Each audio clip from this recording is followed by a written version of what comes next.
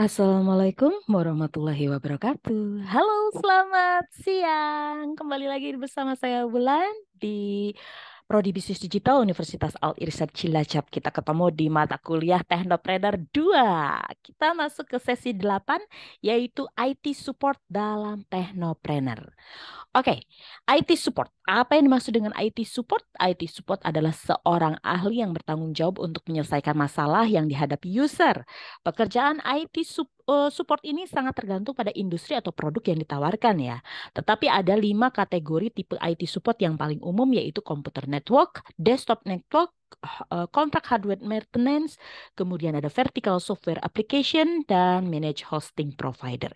Yang dimaksud dengan komputer network itu ngapain aja? Ya paling enggak mereka itu juga support untuk menginstal, mengkonfigurasi, memelihara komputer di perusahaan. Nah, kalau yang speknya itu desktop support, itu memberikan bantuan pengguna secara langsung. Kemudian kalau kontrak hardware maintenance itu memelihara dan memperbaiki perangkat keras dari komputer, sedangkan vertical software application itu memasok aplikasi perangkat lunak untuk sektor bisnis tertentu. Contohnya adalah farmasi, kemudian retail, dan lain-lain ya. Terus juga ada manage hosting provider, itu memastikan situs website atau aplikasi klien tetap aktif dan menawarkan dukungan teknis. Kemudian apa saja tugas seorang IT? Tugas seorang IT itu berbeda-beda di setiap perusahaan dan perbedaan tugas IT support juga tergantung dari banyak hal. Tetapi secara umum tugasnya adalah seperti berkomunikasi dengan user untuk layanan live chat ataupun langsung ya, itu adalah tugas dari seorang IT karena dia harus cari tahu ada masalah apa dengan user. Kemudian juga merekomendasikan solusi untuk memecahkan masalah, kemudian melatih user mengenai cara kerja produk atau layanan yang digunakan, dan lain-lain. Itu adalah tugas-tugas seorang IT. Kemudian ini kadang kita rancu nih, bedanya IT support dengan programmer. Kalau yang profesinya IT support itu sering banget dibilang sebagai programmer gitu. Padahal itu meskipun sama-sama kerjanya ngadepin komputer, tetapi ternyata basic dari pekerjaannya itu berbeda gitu. Kalau untuk programmer itu adalah orang yang mampu menyelesaikan masalah dengan menciptakan produk menggunakan bahasa pemrograman seperti HTML, Java, PHP, dan lain-lain.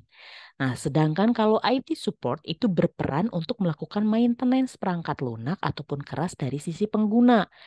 Jika pengguna dalam perusahaan mengalami keluhan dalam penggunaan laptop, printer, koneksi internet, dan lain-lain, biasanya IT support adalah orang yang pertama dicari.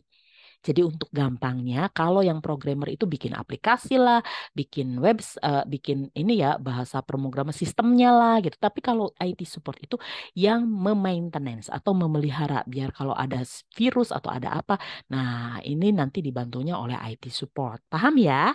Mudah kan membedakan antara IT support dengan programmer.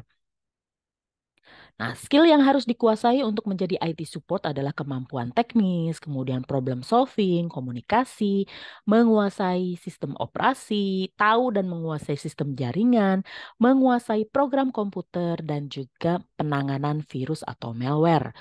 Kenapa tuh tadi katanya bukan programmer? Iya, tetap aja harus tahu meskipun dia tidak membuat, tapi tetap harus menguasai program komputernya ya.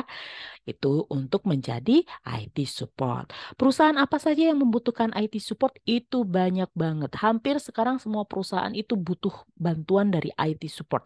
Meskipun kalau cuman untuk nata jaringan atau segala macam. Ini bisa di pihak ketiga kan ya kalau memang ternyata perusahaan kita tidak mampu untuk bayar IT secara full, bisa pakai kerjasama dengan pihak ketiga. Jadi nanti kalau ada kerusakan apa namanya printer atau komputer atau segala macam kita bisa menghubungi pihak ketiga. Tetapi biasanya perusahaan-perusahaan itu sudah punya IT-nya sendiri di setiap perusahaan. Tetapi kalau apalagi kalau perusahaannya sudah besar ya biasanya sudah ada divisi khusus gitu.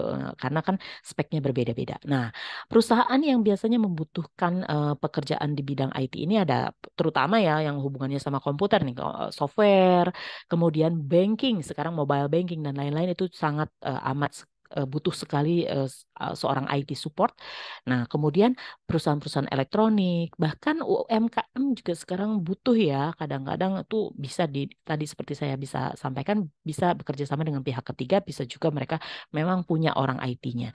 Kemudian rumah sakit sekarang juga membutuhkan IT, organisasi publik, dan masih banyak lagi. Nah, ini kita masuk ke contoh di Shopee ya. Sistem manajemen apa saja yang dimiliki sama Shopee? Ada Transaction Processing System atau TPS. Kemudian ada juga yang disebut dengan Manajemen Informasi System atau MIS. Kemudian ada Decision Support System atau DSS. Juga ada yang disebut dengan Executive Information System atau ACE. Nah, kita bahas satu-satu. TPS itu Transaction Processing System itu adalah sistem informasi yang terkomputerisasi yang dikembangkan dalam memproses data yang bentuknya jumlahnya besar untuk transaksi bisnis contohnya. Nah, ini transaksi-transaksi rutin ini contohnya daftar gaji, kemudian inventarisir barang dan lain-lain. Nah, kemudian TPS ini fungsinya bisa untuk input transaksi, kemudian untuk pengurutan data, melihat data, memperbaharui data dan lain-lain. Ini nanti outputnya adalah laporan yang detail, daftar lengkap, kemudian ringkasan, dan lain-lain. Ini contohnya apa? Studi kasusnya Shopee itu bisa di customer service, ini juga bisa sebagai resepsionis, bisa sebagai eh, Customer Relation Officer, kemudian bisa jadi penjual. Ini penjual juga bisa ikut terlibat dalam proses transaksi yang ada ya, dipakai oleh penjualnya. Penjual juga bisa memperbaharui data-data dari produk yang dijualnya. Nah, bahkan juga pembeli juga sama menggunakan TPS ini karena pembeli juga ikut terlibat dalam proses yang ada. Pembeli juga bisa menanyakan hal-hal yang terkait dengan kejadian-kejadian. Kemudian di finance-nya, bagian finance-nya juga bisa melakukan pengelolaan keuangan. Kemudian untuk quality controlnya bisa memantau produk-produk yang dijual oleh seller dan lain-lain. Ini pada studi kasus si Shopee. Kemudian yang digunakan selain tadi TPS adalah MIS, yaitu Management Information System. Ini mendukung spektrum tugas-tugas organisasi yang lebih luas dari TPS, termasuk analisis keputusan dan pembuat keputusan. MIS menghasilkan informasi yang digunakan untuk membuat keputusan yang dapat membantu menyatukan beberapa fungsi informasi bisnis yang sudah ada di dalam basis data.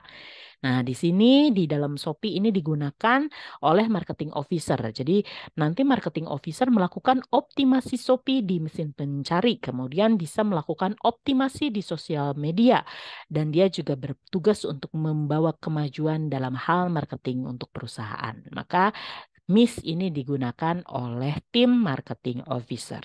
Kemudian yang ketiga ada sistem Decision Support System atau DSS. Ini hampir sama dengan MIS ya, sama-sama menggunakan basis data sebagai sumber data. DSS ini bermula dari MIS karena memang menekankan pada fungsi pendukung sebuah keputusan di semua tahap-tahapnya. Meskipun keputusan aktual ini tetap memang wewenangnya ada eksklusif di pembuat keputusan, tetapi ini adalah tools untuk membantu pembuat keputusan gitu. Dari informasi-informasi apa saja. Jadi ini ada tingkat kerumitannya, jadi tingkat dukungan pemecahannya itu juga ada mulai dari step pengambilan elemen-elemen informasi, kemudian menganalisis seluruh file, menyiapkan laporan dari berbagai file, kemudian memperkirakan akibat dari keputusan, mengusulkan keputusan sampai dengan membuat keputusan. Jadi ini bukan membuat keputusan secara ultimate ya, tidak ya. Yang melakukan pembuatan keputusan tetap si manajernya, tetapi ini adalah toolsnya atau alat yang akan membantu si manajer pada saat harus membuat keputusan. Jadi ini satu dikumpulkan semua data-data informasinya, dianalisis dulu, nanti keluarlah hasil-hasilnya yang nanti akan dipakai oleh si manajernya.